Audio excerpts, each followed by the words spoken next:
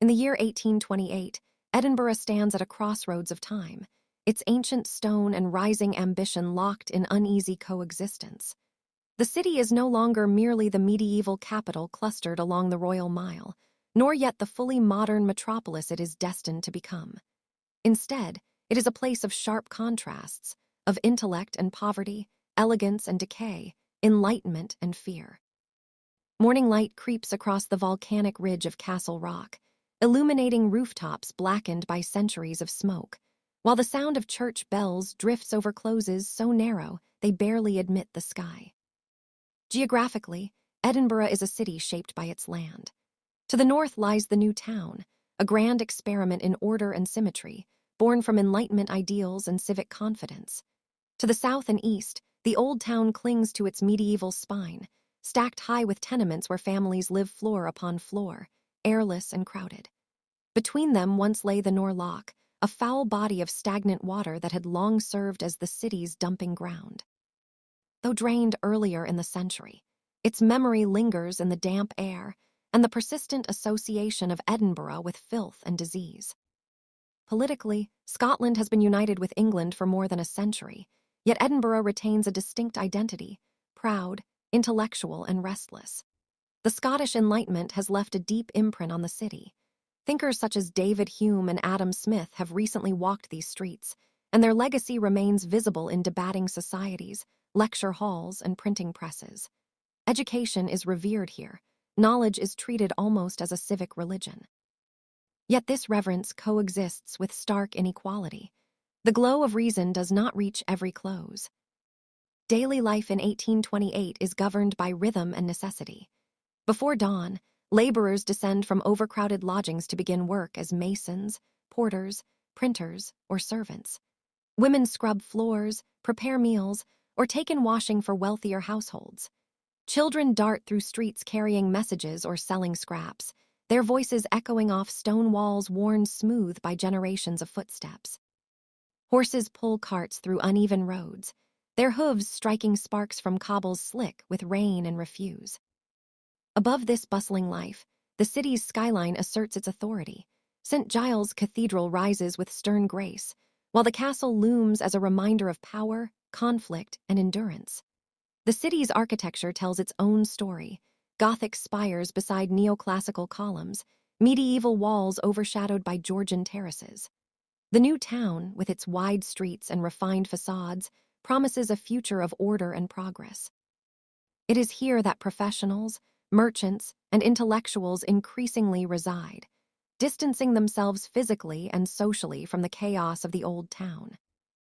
Yet tension simmers beneath this surface of progress.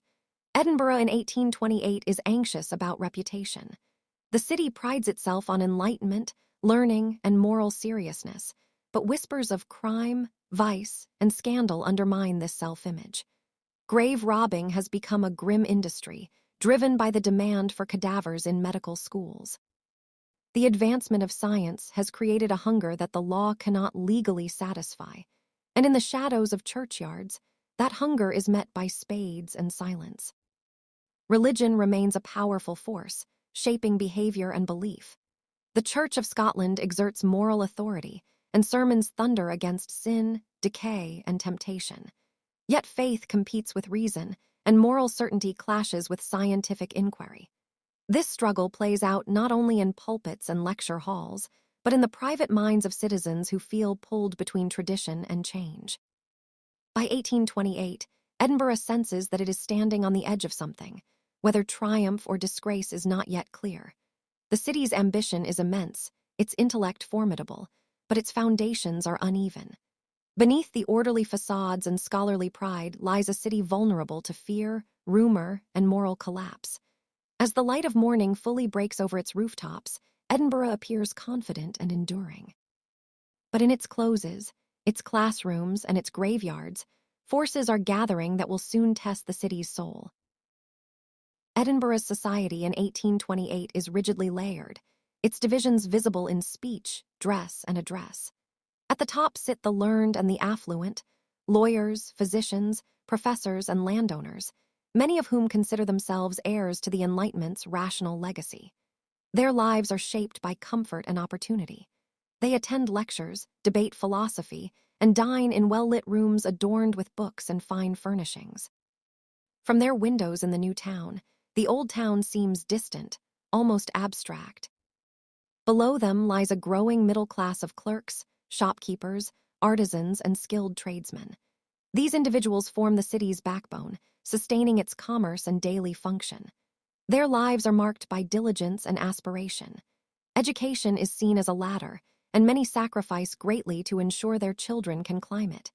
Respectability matters deeply. Reputation is a fragile currency that must be guarded.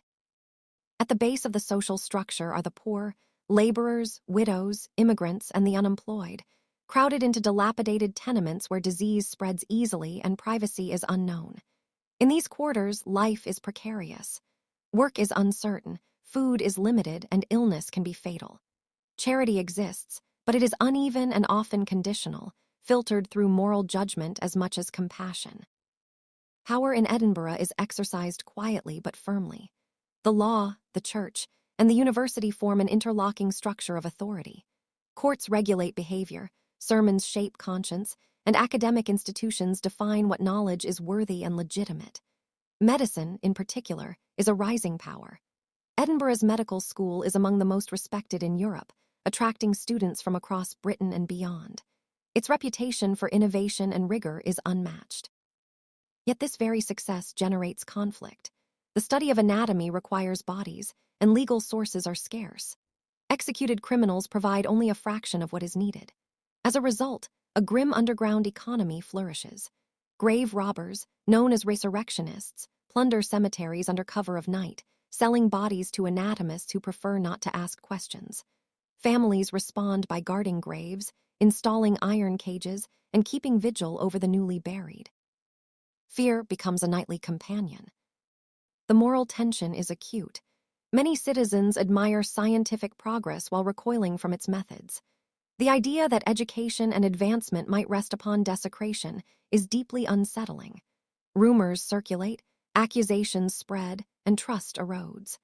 The city that prides itself on reason begins to feel watched, haunted by the possibility that its brightest minds may be complicit in unspeakable acts. Religion intensifies this anxiety. Ministers preach against moral decay, warning that knowledge divorced from virtue leads only to ruin. Congregations listen with rapt attention, aware that something is wrong, though uncertain where the fault lies. Is the problem poverty, ambition, science itself, or the weakness of human conscience? As tensions rise, the streets become charged with suspicion. Neighbors watch one another more closely. The dead are no longer at rest, and the living feel increasingly vulnerable. Edinburgh's intellectual brilliance now casts a darker shadow. Progress, once a source of pride, begins to feel dangerous. By late 1828, the pressure has become unbearable. Whispers harden into fear, fear into outrage. The city's carefully maintained image cracks under the weight of scandal.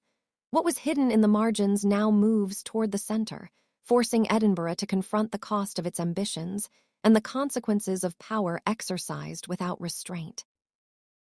The year 1828 becomes a defining moment in Edinburgh's history, a point at which the city's contradictions can no longer be ignored. When the truth finally emerges, it is more horrifying than rumor alone had suggested. The revelation of murder committed not in desperation, but for profit and supply, shatters public confidence. The city that believed itself enlightened is forced to confront a reality of calculated brutality carried out within its own bounds. Public reaction is swift and visceral. Crowds gather, anger spills into the streets, and the names of the perpetrators become synonymous with moral collapse. The crimes strike at the heart of Edinburgh's identity, implicating not only individuals but the system that enabled them. The medical profession, once admired without question, now faces scrutiny and suspicion. The pursuit of knowledge is no longer viewed as inherently noble. The trials that follow captivate the nation.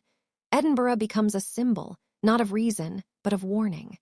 Newspapers spread the story far beyond Scotland, transforming local horror into a national reckoning. The city's reputation suffers, yet this exposure also forces reform. The public demands accountability, and the state responds. In the years that follow, laws are changed. The Anatomy Act of 1832 reshapes the practice of medical study across Britain, providing legal means for obtaining bodies and bringing an end to the resurrectionist trade. What Edinburgh endured becomes the catalyst for a more ethical system. Progress, though delayed and bloodied, resumes on firmer ground. The city itself evolves. Physically, it continues to expand, the new town growing in confidence while efforts are made to improve sanitation and living conditions in poorer districts. Socially, the memory of 1828 lingers as a cautionary tale. Edinburgh learns that intellect without ethics can corrupt, that pride can blind, and that progress demands responsibility. Yet the legacy is not solely one of shame. From crisis emerges maturity. The city does not abandon learning or ambition. Instead, it redefines them. Edinburgh remains a center of education and culture, but with a deeper awareness of the human cost of advancement. The events of 1828 become embedded in its collective memory, shaping how future generations understand the balance between knowledge and morality. As time passes, the stone streets endure, bearing silent witness to both brilliance and darkness. The closes still twist and narrow, the castle still dominates the skyline, and the wind still carries echoes of the past. Edinburgh moves forward, but it does not forget. In reflecting on 1828, one sees a city forced to look inward, to reckon with itself. It is a moment when ambition reached too far without conscience, and when society learned, painfully, that enlightenment is not merely the accumulation of knowledge, but the wisdom to wield it humanely. This is the true legacy of Edinburgh in 1828, a reminder that progress, to endure, must be guided by both reason and restraint.